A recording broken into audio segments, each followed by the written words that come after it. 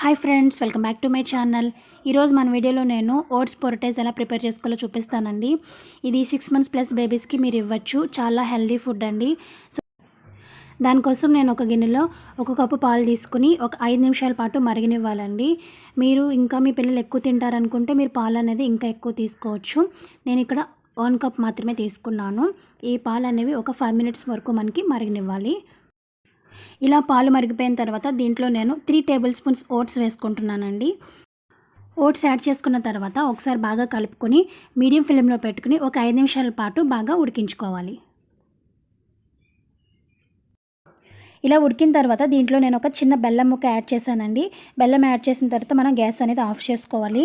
మీరు 6 months plus babies అయితే పంచదార అనేది వేయకూడదండి, బెల్లం మాత్రమే వేయాలి. లేదా తేనె కూడా కొద్దిగా యాడ్ చేయొచ్చు.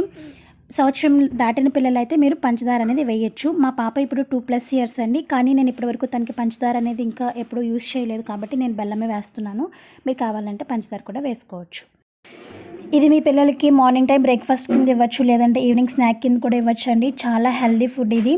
ఐ హోప్ మీ అందరికీ ఈ వీడియో నచ్చిందని అనుకుంటున్నాను. నచ్చితే లైక్ చేయండి, షేర్ చేయండి, సబ్స్క్రైబ్ చేయండి. నేను కలుస్తాను నెక్స్ట్ వీడియోలో. అంతవరకు బాయ్ బాయ్.